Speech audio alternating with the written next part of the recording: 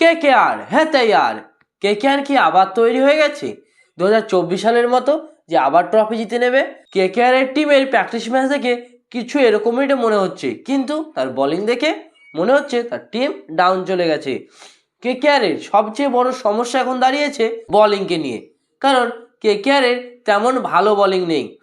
যারা ছিল তারা চোটের কারণে বাইরে হয়ে গেছে, আর কিছু প্লেয়ার কোনো সমস্যার কারণে, আর কিছু প্লেয়ার তার চোটের কয়েকটি ইঞ্জুরির কারণে কয়েক ম্যাচ মিস করবেন। যেমন ধরো মুস্তাফিজুর রহমান, তিনি ভারত ও বাংলাদেশের ঝামেলার মধ্যে থেকে তিনি বাদ চলে গেছেন। তার বদলে নিয়ে আসা হয়েছে বিসলিং মুরজামিনী, জিম্বাবুয়ের প্লেয়ার। তিনি এবছর ওয়ার্ল্ড কাপে অসাধারণ খেলেছেন। তাছাড়াও যেমন মহেশ পাতিরানা, তিনিও প্রথম দুটি ম্যাচ বলা যাচ্ছে যে খবর আসছে দুটি ম্যাচ খেলবে না, কিন্তু কয়টি ম্যাচ খেলবে না সেটির কোনো অনুমান নেই, কারণ মহেশ পাতিরানা তার চোটের কারণে যেমন ওয়ার্ল্ড কাপ মিস করেছেন, তেমনি কেকেআরের কয়েকটি ম্যাচও মিস করবেন। তারপর দেখো হার্ষিল রানার ওয়ার্ল্ড কাপ যেমন মিস করেছে তার চোটের কারণে, ঠিক তেমনই আইপিএলও পুরো সিজন মিস করবে। আর এর মধ্যে কেকেআরের আরও বড় দুঃসংবাদ হয়ে গেল আকাশদীপকে নিয়ে। আকাশদীপও চোটের কারণে এই আইপিএল খেলবে না। এখন শুধু কলকাতাকে রিপ্লেসমেন্টের উপর রিপ্লেসমেন্টের মতো রিপ্লেসমেন্ট, একটা বাদ দিয়ে অন্যটা, একটা বাদ দিয়ে অন্যটা, এবার শুধু খুঁজে যেতে হবে। কিন্তু কেকেআর এখন সবচেয়ে বড় স্ট্রং পয়েন্ট হচ্ছে কেকেআরের ব্যাটিং। কারণ তোমরা ওয়ার্ল্ড কাপে জানো ফিন অ্যালন না, তাকে ফিন এলিয়েনই বলা ভালো, তিনি ওয়ার্ল্ড কাপে কত অসাধারণ খেলেছেন। এবং প্র্যাকটিস ম্যাচেও কালকে দেখা গেছে তিনি 19 বলে 31 রান করেন, মানে তিনি পাওয়ার হিটিং পাওয়ার দেবেন, অসাধারণ খেলবেন। আর তাছাড়াও যদি 2 নম্বরে মনে করে অজিঙ্কা রাহানেকে নামাবো না, নিউজিল্যান্ডের প্লেয়ার টিম সাইফর্ডকে নামাবো, মানে বিদেশি বাইরের প্লেয়ারের হাতে ওপেন জুটি দিয়ে দেবো, তবেও টিম সাইফর্ডকে খেলাতে পারে। তিনিও একজন অসাধারণ প্লেয়ার। এখানে হয়তো অজিঙ্কা রাহানা 3 নম্বরে আসবে, নয়তো অজিঙ্কা রাহানা ওপেন যাবে। যদি অজিঙ্কা রাহানা ওপেন যায় তবে এই দুজনের মধ্যে টিম সাইফর্ড আর ফিন এলিয়ান, এদের দুজনের মধ্যে একজনকে খেলাতে হবে। আর তাছাড়াও সবাই বলছিল কলকাতার ক্যামেরন গ্রিনের ফর্ম নেই, কিন্তু কালকে খেলে তিনি দেখিয়ে দিয়েছে অসাধারণ ইনিংস। তিনি 52 রানের অসাধারণ ইনিংস খেলেন, প্রায় 30+ বলে, 32+, মনে হয় তিনি 32 বল খেলেছিলেন, অসাধারণ ব্যাটিং করেছিলেন। তারপর কলকাতার রিঙ্কু সিং, যিনি ওয়ার্ল্ড কাপে ভালো প্রদর্শন করতে পারেননি, কিন্তু কালকের প্র্যাকটিস ম্যাচে 8 বলে 300 স্ট্রাইক রেটের সাথে 24 রান করেন, 8 বলে 24 রান করেন, অসাধারণ খেলেছিলেন কালকে রিঙ্কু সিং। তারপর রমনদীপ সিং, ওরে বাপ রে বাপ, কি প্র্যাকটিস ম্যাচে মারলো, 15 বলে কত যে রান করেছিল মনে পড়ছে না, কিন্তু কালকে তিনি অসাধারণ খেলেছেন।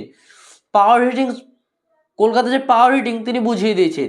আর তাছাড়াও যদি কলকাতা 2024 সালের মধ্যে একটা কাজ করে, সুনীল নারায়ণকে ওপেন করে দেয়, ফিন অ্যালন আর এধারে সুনীল নারায়ণ, কারণ পিশল্টের কাজ করবে ফিন অ্যালন, আর সুনীল নারায়ণ 2024-এর মতো কাজ করবে, এরকমও হয়ে যেতে পারে অজিঙ্কা রাহানার দিনে। আর হ্যাঁ, অঙ্কিত রঘুবংশীর কথা বলতে তো ভুলেই গেছি। অঙ্কিত রঘুবংশী তিনি প্রথম যে প্র্যাকটিস ম্যাচ ছিল কলকাতার, তিনি সেই ম্যাচে সেঞ্চুরি খেলেছিলেন, অসাধারণ ইনিংস খেলেছিলেন তিনি। তবে কলকাতার এখন প্লেইং 11 এরকম হতে পারে, প্রথমে ফিন অ্যালন, তারপর যদি মনে করে, তবে আমি ধরছি সুনীল নারায়ণ, 3 অজিঙ্কা রাহানা, 4 অঙ্কিত রঘুবংশী, 5 রিঙ্কু সিং,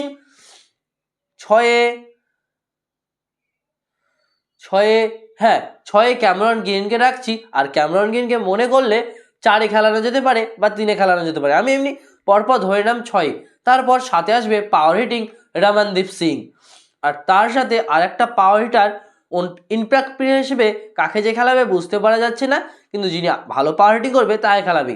তারপর চলে আসে আমরা বোলিংয়ের মধ্যে এখন সর্বপ্রথম কার্তিক ত্যাগী অসাধারণ বল করছেন, তাকে খেলাবে। তাহলে আমরা তারপর খেলাবে কার্তিক ত্যাগী হলো, এবং তারপর রয়েছে আর তারপর একজন বাইরের প্লেয়ার তো ওকে খেলাতেই হবে, কারণ বাইরের প্লেয়ার আরেকজন নেই, তিনি হচ্ছেন ব্লেসিং মুরজামিনী, তাকে খেলাবেন। তাহলে হয়ে গেল 9 নম্বর পর্যন্ত হয়ে গেল। আর আমাদের ইন্ডিয়ার 1 নম্বর স্পিনার বরুণ চক্রবর্তী, তাহলে 10টা প্লেয়ার হয়ে গেল। এবং 11 নম্বর প্লেয়ারে এখন সবচেয়ে বড় সমস্যা, কারণ কলকাতার বোলিং খেলাতে হবে, ভালো বোলিং বলতে তেমন নেই। 1 উমরান মালিক রয়েছে, 2 আর মনে পড়ছে না কে রয়েছে, কিন্তু ওখানে সাধারণত উমরান মালিককে খেলানো যেতে পারে, বা ব্যবহার ওরা ব্যবহারকে খেলাবে, ওখানে 11 নম্বর প্লেয়ার হচ্ছে ব্যবহাররা। এবার কোনো জায়গায় বাদ দিয়ে হয়তো ইম্প্যাক্ট প্লেয়ার, ধরো বোলিংয়ে ইম্প্যাক্ট প্লেয়ার দরকার হলো, তখন হয়তো উমরান মালিককে খেলাতে পারে বা স্পিনারে অনুকূল রয়কেও ঢোকাতে পারে। তাছাড়া যদি মহেশ পাত্রা তখন চোটের কারণে খেলছে না, যতদিন না মহেশ পাতি রানা আসছে ততদিন বিল মুরজাবানি খেলবে বা অন্যান্য প্লেয়ারকে বাদ দিয়ে মহেশ পাতি রানা খেলবে। তো তখন যখন মহেশ পাতি রানা আসবে তখনকার কথা, এখনকার প্লেইং ইলেভেন হয়ে গেল। আর ইম্প্যাক্ট প্লেয়ার হিসেবে ব্যাটিংয়ে মনে পড়ছে না, কিন্তু যিনি হিটিং অ্যাবিলিটি রয়েছে তাই খেলাবে। তোমার মতে কি হয়, কলকাতা কি এবার ট্রফি জিতবে, মানে গড়বো লড়বো জিতবো রে? তোমাদের মতে কি মনে হয় অবশ্যই কমেন্টে জানাবে। আর হ্যাঁ, তোমরা যাওয়ার আগে 5 বার রাধে রাধে বলতে লিখতে ভুলবে না কিন্তু। রাধে রাধে।